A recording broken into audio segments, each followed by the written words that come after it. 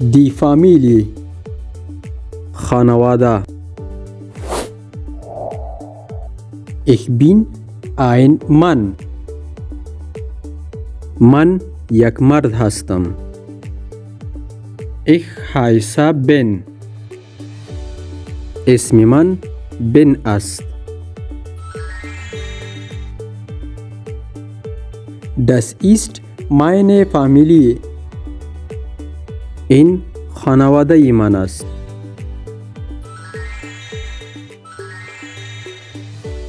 Das ist Adila. این عادله است. Sie ist meine Frau. او همسر من است.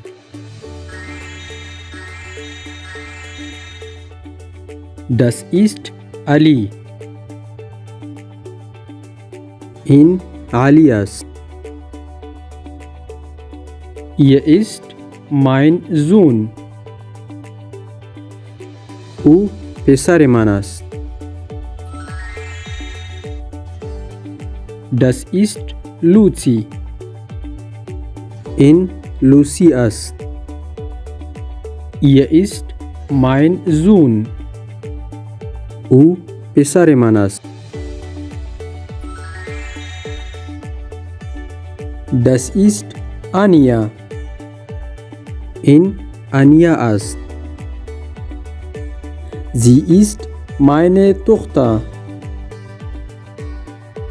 او دختر من است. Das ist Sarah. این سارا است. Es ist mein Mädchen. این دختر کوچک من است. Ich bin Adila. من عادله هستم. Er ist mein Ehemann. او شوهر من است. Er ist mein Sohn. او پسر من است. Sie ist meine Tochter. او دختر من است. Ich bin Ali. من علی هستم.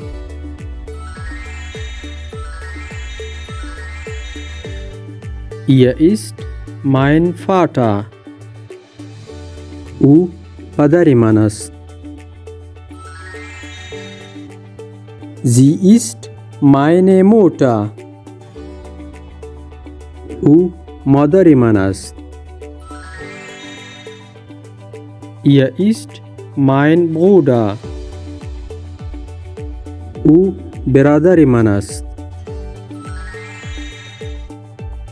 Sie ist meine Schwester. او خواهر من است. Sie ist meine kleine Schwester.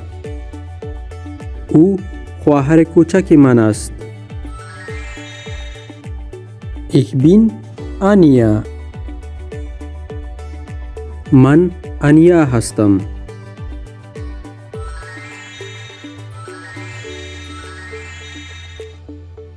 Er ist mein Vater.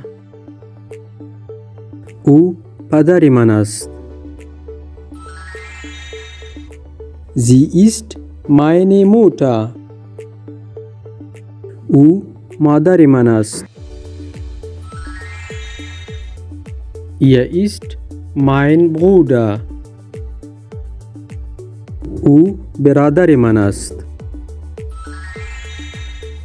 Die Familie خانواده. Der Vater پدر.